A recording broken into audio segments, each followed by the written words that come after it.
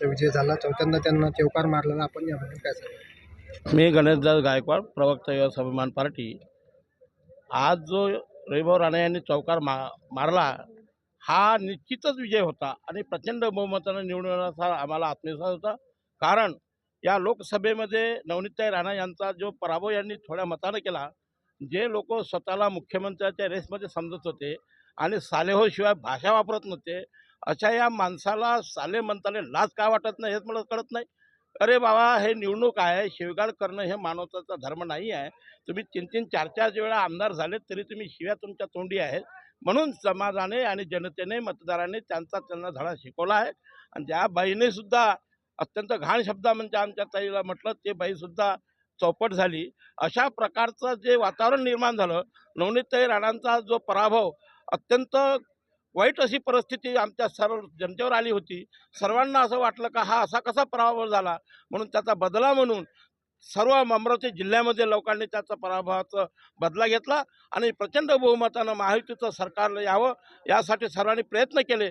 आणि रविभाऊ राणाच्या नेतृत्वामध्ये हा जो जयघोष होत आहे, रविभाऊ राणा म्हणजे एक प्रकारचा अमरावती जिल्ह्याचीच नव्हे तर महाराष्ट्राचा शेर आहे. ज्या लोकांनी सुपारी घेतली होती नवनीतताई राणा यांना पाळण्याची, त्यांची सुपारी त्यांच्या घशामध्ये अडकली आहे. ना अंदर चालली ना बाहेर चालली. बोलावं तर काय नाक नाही त्याने बोलायला. हे साले आम्हाला साले म्हणतात. अरे साले कोण आहे हे जनतेने तुम्हाला दाखवून दिलं. मुख्यमंत्र्याच्या शर्यतीत राहणाऱ्या माणसाने शिवगाळ करू नये. माझी विनंती आहे की त्यांनी आता तरी धडा घ्यावा. अशा प्रकारचे सुपारीबाज आमचे भाऊ नेहमी म्हणत होते की हा सुपारीबाज आहे, हा सुपारीबाज आहे, हा देवाणघेवाण करतो. हे सिद्ध झालं. कारण नवनीतताई राणे ह्या पडल्याच नाही, हे सिद्ध करून दाखवलं. आज आमच्या मरनेरा मतदारसंघाचा चौफेर विकास झालेला आहे. अरे काय ते लोक तो ट्रम्पेटवाला आणि काय ते कुकर आणि काय बिचारे लाय मशाल काय विषय नाही. विचार डिपॉझिट झालं म्हणजे हे म्हणे आता मीच आहो, भाजप मायच आहे, सारे मायच आहे. अरे कोणी नाही बाबा. जो काम करतो तो सुद्धा निवडून येतो. आणि आमच्या भाऊनं प्रचंड बहुमताने निवडून त्यानं दाखवलं की जनता कोणाच्या पाठीशी आहे.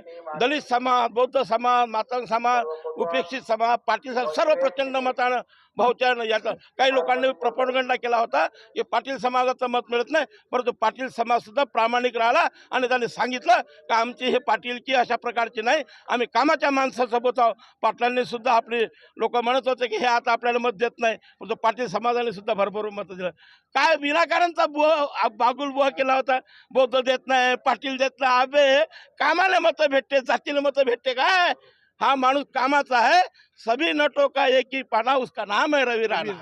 अशा प्रकारचा प्रचंड बहुमत निवडून आले आणि जनतेने यांना बहुमत निवडून दिलं. त्याबद्दल जनतेचे आभार. महाराष्ट्रामध्ये